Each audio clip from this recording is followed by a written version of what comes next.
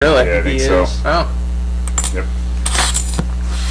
I don't know. I quit watching the sports when, I don't know, it must have been about 84. I used to root for the Broncos, Denver Yeah, you're going Broncos. to be out of touch then a little Man, bit. after 4 Super Bowl losses, and my son took last time I bet him, he took my money and he says, "Dad, when are you going to start betting with your head instead of your heart?" Jeez. That's it. All right, ladies and gentlemen, we are live. Welcome to the Planning and Zoning Commission for Monday, October 4th, 6 p.m. We have established a quorum, and I entertain a motion to approve the minutes for September 20th. So moved. So moved by James, second by Billy. All in favor? Aye. Any opposed? Hearing none. Moving on. Recognize a person is not on the agenda. None. Moving to our public hearing and auction. I do that every time. Every time. Action for the planned unit development amendment, a request by Fable LLC to amend an existing planned unit development for 3rd Street cottages to omit previously approved development components, including garages, a single rental unit, and a survey. Mr. Jerry. Thank you, Mr. Chair. So this is a amendment to a planned unit development, which is the 3rd Street cottages. All of you are hopefully aware of where this is at. A really great infill project that has been done. They've been refurbished really nicely. However, the applicant is seeking to amend what was in the first PUD, 3 certain points. Essentially, if you look at the screen, and I'm going to ask Mark, can you turn off the light over there? So the people at home can see what we're looking at. Yes. So here's how the site as it is. Originally, there was going to be a 10th dwelling.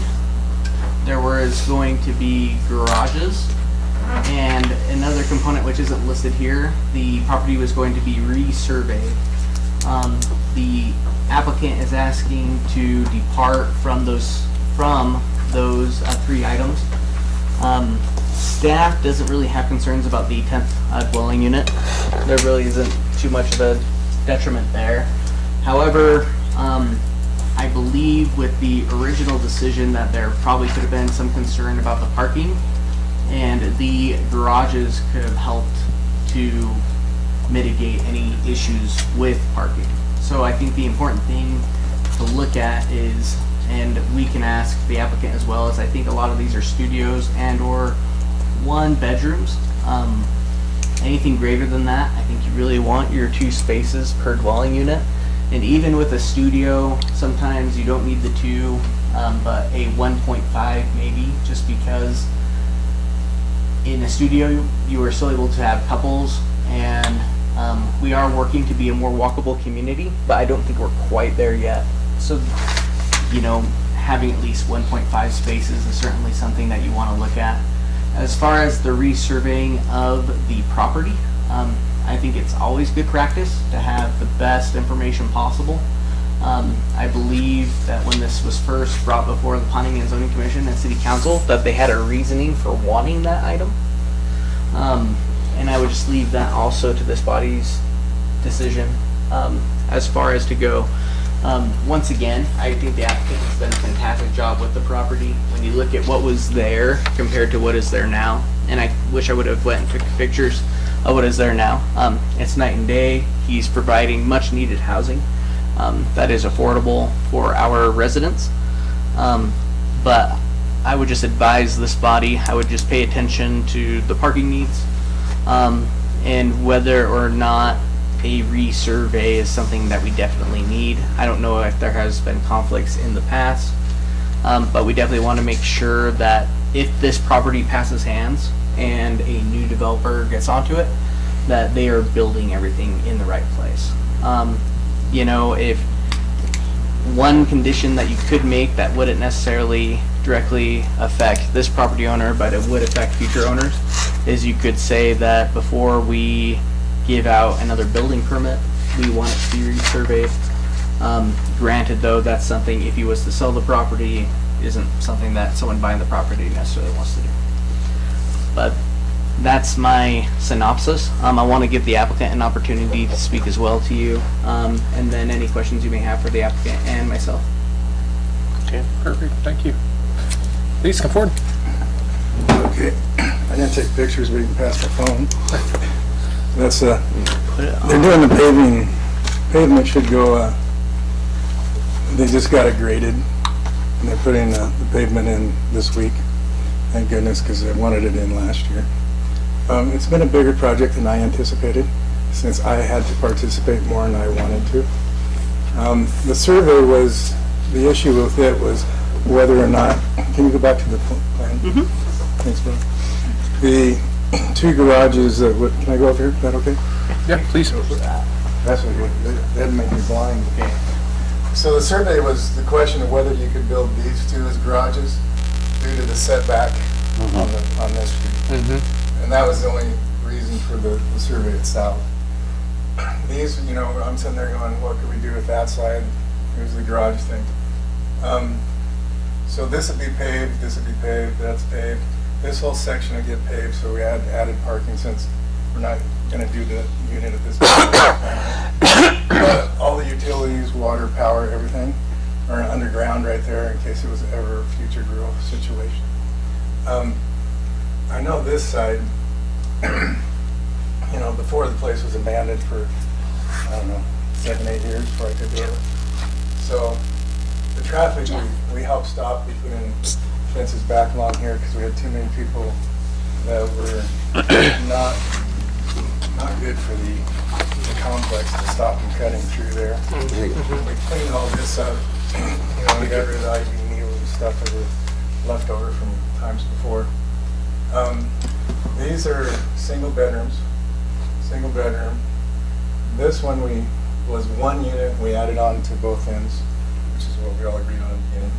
So these are 2 bedrooms, 2 bedrooms, 2 bedrooms, 1 bedroom. So most of the, half are the military, half are people here locally. So my thought is, you know, I've had, both my partner have had some issues, my other half had another stroke, so that's taking some time away from life over here. It works either way for me. We can still rent it out. I have somebody that's interested and wanting to buy it. I know I think they met with you about some possibilities. You know, whether they come up with the money, doesn't matter. I think once it's paved, the place will look fantastic. And at the same time, since we got it fenced off, Larry, I think you guys know Larry, the property behind. They're starting to develop or build those houses too. So the neighborhood's changing. It's just, you know, I got it to this point. I'm just too tired and have too many other issues on my plan to continue on with that part. And, you know, from an economic point of view for right now, this just doesn't make sense for my partner and I. So that's the reason we're asking for the modification. If you have any questions, have at it. So the red at the bottom was gonna be a garage? Garages. There's gonna be linked garages, and that will now just be what, off-street parking? It's a vacant, you know, it's a gravel right now. I didn't pave it. We didn't pave it because depending on, you know, I know the other individual looking at buying it had other ideas, which, you know, if somebody wants to buy it, it's whatever their ideas are. Right now, I keep it maintained so we don't have any weeds and we don't have anything else out there. So right now, it's, you know, it's just clean vacant lot. The problem you have is the new sewer line comes right down the fence line behind here, and then the depth of the garage is what matters because you have to have 20 feet off the street, or sidewalk, or wherever the boundary is. So I'm not sure that it would be a full garage size. So that was kind of the other issue. But, you know, the other thought is, you know, thinking past what I'm going to do, is, you know, whether you could build more units in here. I mean, all the infrastructure's in. You know, the power goes to the pump house, which was always existing there. You have water and sewer running down here. It's just the setbacks and what size could you do. So that's another possibility, you know, for someone else if they wanted more housing. It's just for me at this point, this doesn't make sense for me to do. Okay, so Go ahead. so I just want to, if I might, Mr. Chairman. please. So the bottom line was going to be a gang of garages, and then the and that's no longer gonna be the case, then that unit at top is just not gonna be built. Is that right? And then on the, so that one plus its accompanying garage, and then are you gonna omit the garage on this other one? So these two were always based on what the setback, Right, which the survey would have done. yeah, So yes, you won't have those. okay. So, Mr. Chairman, Mm-hmm. so what, my other role is the prosecutor, and I deal with police calls. Specifically in denser areas, there's disputes over parking on the street. So people in a dense area will be like, well, that's my spot and I can't park, or I park too close. Thankfully, most of those complaints are either unwarranted or what have you, but they all stem, each and every one of them stem from an area that does not have an enforced, or the property owner has taken away their off-street parking that is required by the code. So, the last one I went and visited, the property owner was the one who took away his own garage and turned it into a family room or whatever. So these close areas, so I guess I would just, my question is, if you still provide enough off-street parking for all of the occupants, that by taking away the garage thing, if they're still able to park there, that might help alleviate the potential for that problem. Sorry, can I say something? Mhm. Okay. So this guy right here, he has a boat and a truck, and then he has another car. Mhm. So, you know, he's parked it over here. He's had some vandalizing issues. So what we're doing over here is the pavement's running back here. We're putting in one of those little, you know, those concrete blocks, like down here, you know. Mhm. So to help block some of that. And then you have American Legions right here. So we're gonna block some of the view, but at least he can still park here. My idea is, you know, I'd rather park on asphalt than ground, but they can still park out here. We also have two great big huge trees that are still there. It'll be asphalted in the center. So we still have parking here, we gain more parking here. This goes double deep. The power for these units here had to be all underground except for this one. So the power box is sitting out here because that was Idaho Power and my partner's plan. So we have a couple of those concrete blocks sitting around it, just so people don't hit the box as my partner did. Anyway, so that takes care of that. But we still have this space. This got paved. The mailbox out here, I asked who's the inspector? Hank, if that was okay, what you got okay, because she drives up there, you know, and that just turns into a mess. So we got that paved, but like I said, we'll have pavement here. They can always park here currently. I just rather, you know, keep it clean. And at the same time, you know, when the trees drop the leaves, it's a lot easier to come in and use a blower on asphalt. Mhm.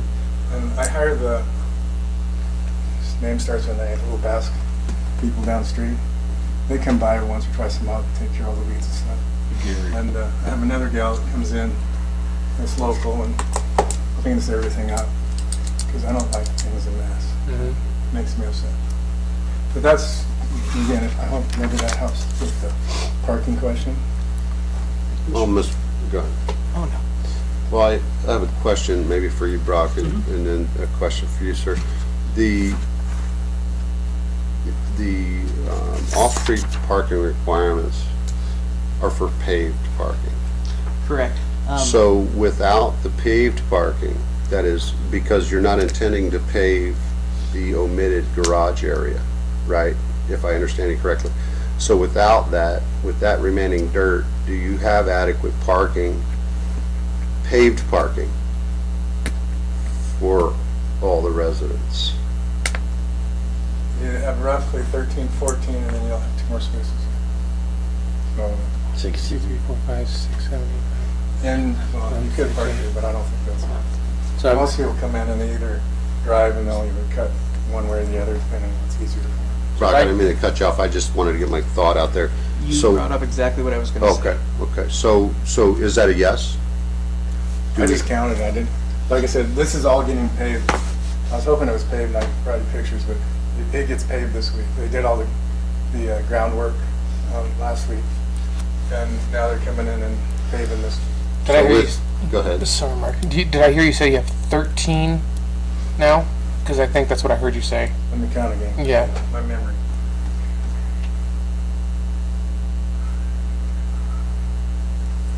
So 13, I'm taking, this building's 20 foot long, so 2 units.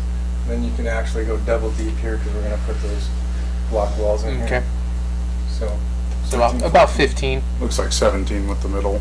Yep. yeah, I didn't count them. So if you look at that and compare it to how many occupants you have there, you're looking at 13 with those 2 bedrooms. And with them parked in the center, is there adequate emergency or room for emergency vehicles to get through there, fire trucks and so forth, if they're parked there? Right, because you actually have a little deeper than what it showed here because we had to take out the one tree. There were 3 of them. And then the power box, so it makes it for the fire truck to get through. And then as soon as these got put in, people can park. If you didn't make them so deep, you know, my thought is, you know, if people start backing out and you can't see who's coming, it's not a good situation. So they're allowed to park, you know, they're far enough back that you'll be able to see coming around, but they're not sticking out. Okay. And then, Mr. Chairman, there's the survey issue, Brock, reading these minutes from the 2019 meeting. I guess those are from the city council meeting. Talking about the survey, it said it would be required, so there's no discrepancy in property line with the respective building locations of following reasons. Detached garage for dwelling number 1, which is non-existent at this point, right? And will sit right at the sidewalk, so on and so forth, and over property line and the bulk garages, which also don't exist. So, I mean, reading that to me, we don't really have a survey issue if we're No. not going to build those, right? Not necessarily, and what I would ultimately recommend is saying that a survey is no longer needed. However, if there was to be any further construction in that area, that they would still need to. Well, he would have to come back here anyway for that, would he not? Well, so this PUD was written in a different way than that we necessarily do PUDs now.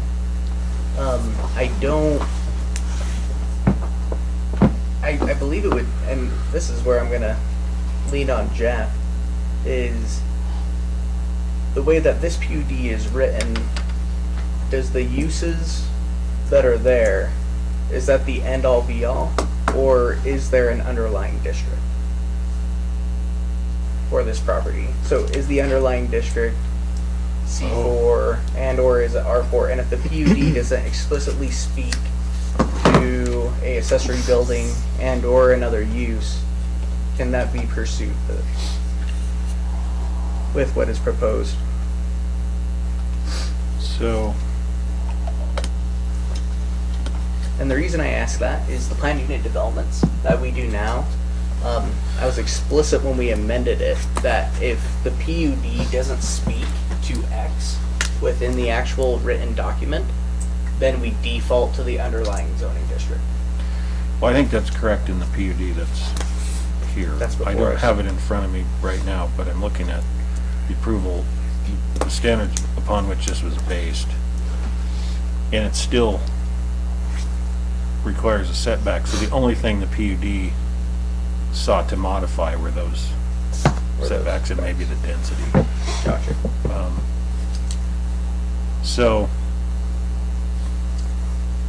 this hasn't been replatted.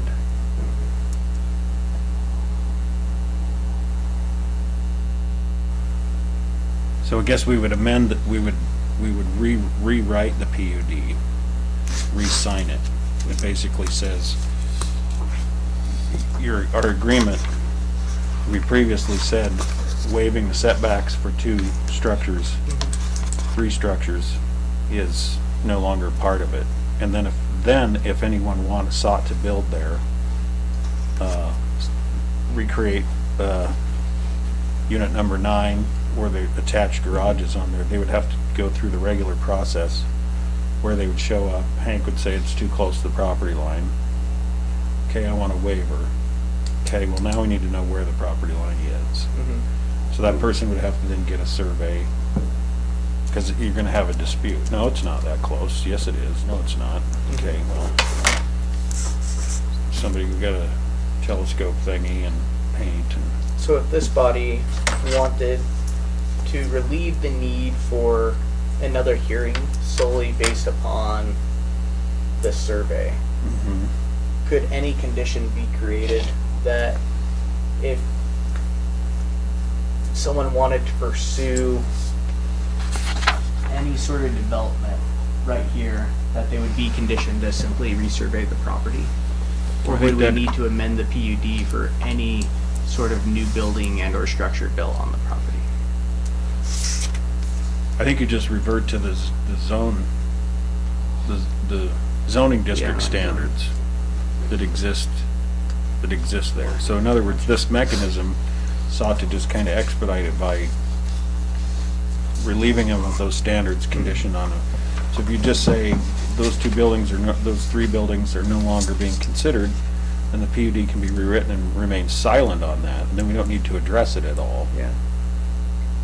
And then if a person shows up and wants to construct those buildings, at some point in the future, they're gonna have to look at the density limits, the setback distances and those sorts of things, and then pursue a waiver or a variance based on those things.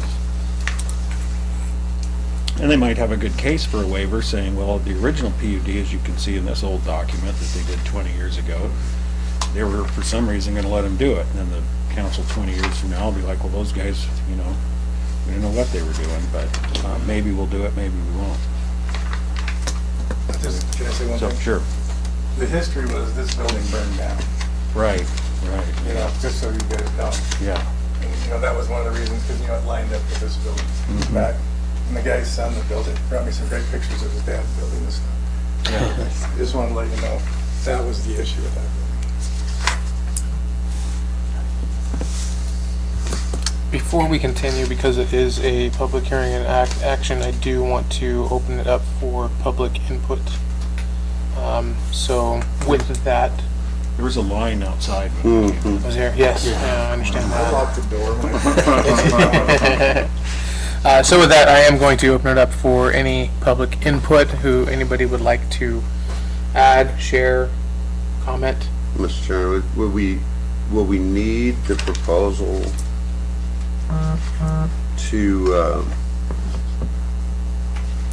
to stipulate the 17 paved parking areas? Because we get 1.8 parking spots per unit of the 9 units with 17, which, as I understand, would be adequate to eliminate the off-street parking, or the on-street parking, rather. Hold that question.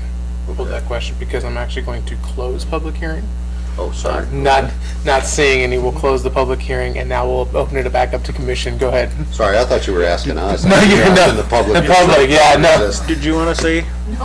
Oh, I didn't even hear it. Okay, all right. Okay. So let me, Yes. for my question, would we need to state, to make a motion if we wanted to, would we need to state, or should we state a condition that the 17 paved, whether it be asphalt or concrete parking areas be established? I believe that's something I would recommend.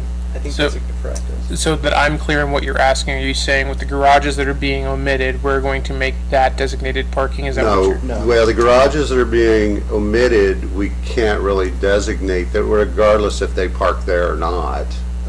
We can't say they're established parking areas for the units because they're not paved, right? So the paved parking areas, correct me if I'm wrong, sir, we determined that they would be 17 available parking areas with 2 of them double deep on that one side. Are you gonna make me count again, because I'm not... No, remembering. but that's what we talked about Yeah, was, so you have the ones that are double deep, and I Right. think you're gonna end up with 2 that'll be double deep, Right. actually, because you'll have... I think we had 13 around Yeah. the border and then we had 4 Yep, to I middle. count 17. and I then count you have 17. The 2 here that are a slant. Mhm. You could go here, but these right here will be paved. So I just counted these, I didn't count double deep there. Right, so we counted those as 1 each, which came to 17, Mm-hmm. Yes. which would be 1.8 parking paved parking spots per unit, knowing just the knowledge that folks are gonna park in that back dirt lot. But we can't say those are the established parking areas, Kathleen. I would actually recommend that any parking area within this development should be on hard surface. Should be what, I'm sorry? Should be on a hard surface. So you mean paved? This think is a that's- residential neighborhood. That's the city code requirement. Right. It's two off-street parking spots per residential unit. Well, but what Paved, it, paved.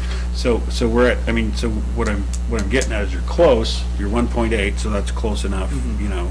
The applicant could designate, but that's up to the applicant, not to this governing body. If you're off by one parking spot, whether or not you'll condition the approval on a full 18 spots, that's up to your recommending lines. I think it's close enough, but that's up to you. I have no legal opinion on that. But in terms of dictating what's to be done with that spot, they won't and can't count as an off-street parking spot unless they're paved. So, However, I would even go further to recommend that any parking on there should be on a paved surface.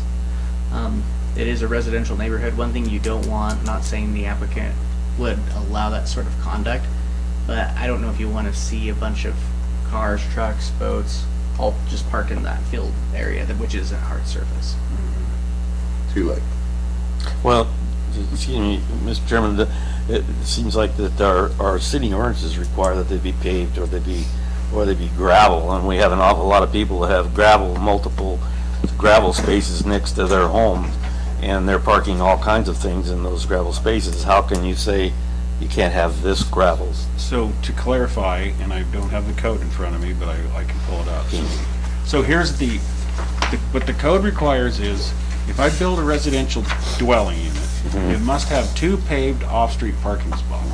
What people can do now, in addition to the 2 paved off-street parking spots or the garage that contains 2 cars or whatever, they are allowed to come and ask the city council if they can put in a gravel or paver strip next to the driveway.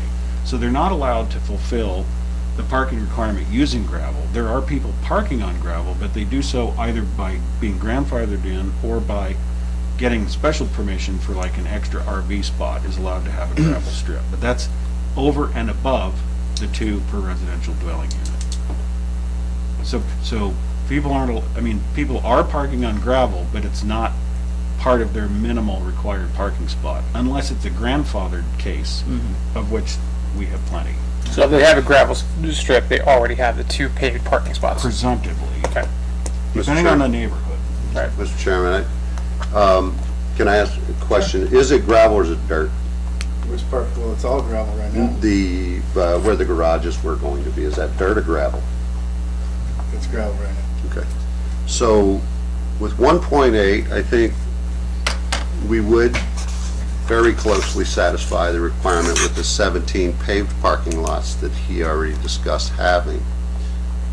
And correct me if I'm wrong, Brock, but the recommendation of the hard surface parking where those garages are being omitted, where people are currently parking now, would be just a recommendation and not a necessity, not a requirement, Correct. because they are allowed to park on gravel as long as he's satisfied his 2 per unit, which essentially he has with 1.8. Is that an accurate statement? That is a very accurate Okay. statement. Can I say anything?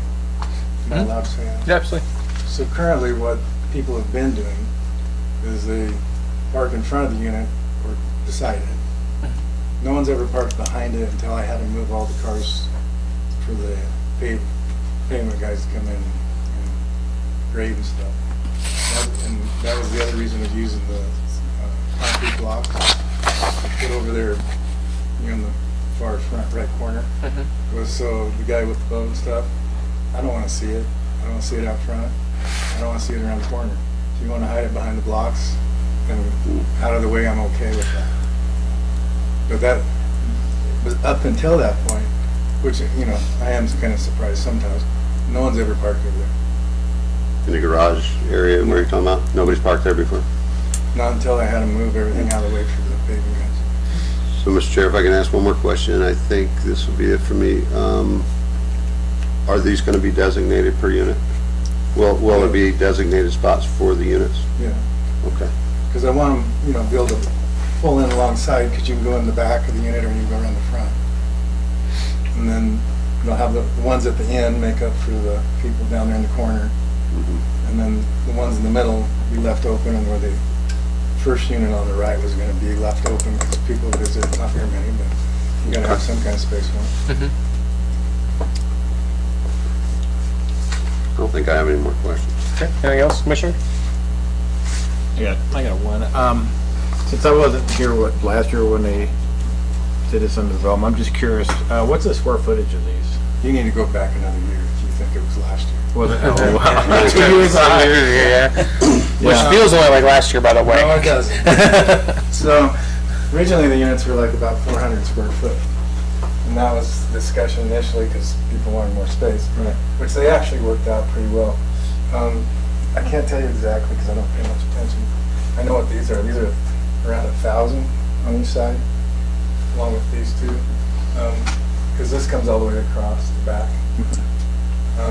These I want to say are like 800 square feet. What are they running for rent, rental cost? As much as I can charge. I believe these are on about $930. These are about $1,025. These are on hold until we have this meeting and Hank says we can permanent conditional use. Same thing, these are about 1,000, roughly 1,000. I mean, they're not big, but they're big. At least Has they make up anybody for seen nothing. them? I used to drive, I drive past them when you was doing the construction, and I always wondered what it was before. I actually, and I'm very happy with, they're all kind of different. Everything's new inside out, up and down, so, the framing. We added on to them just so we can use them. They all have laminate flooring in it, one way or the other. Some have tile. They all have hickory cabinets. When my cabinet maker told me hickory, I'm like, seriously? And he goes, people can beat the crud out of it and you won't be calling me to get a new door. They're all single showers. I made sure that they're all handicap accessible inside, so if we did have a guy with a wheelchair there for a while. This one surprised me when because of the roof line and stuff. This one came out very nice. I liked it because it has a kind of a modern look that you'd never expect from looking at it the outside. And it's 2 bedrooms, has a living room area space, kitchens back up to each other with the bathrooms. So I was happy with that. This one has a little more space in the back for storage because they're so small. We did the, like even here, spaces above the walkway when you go into the room because it's elevated so you can store stuff above.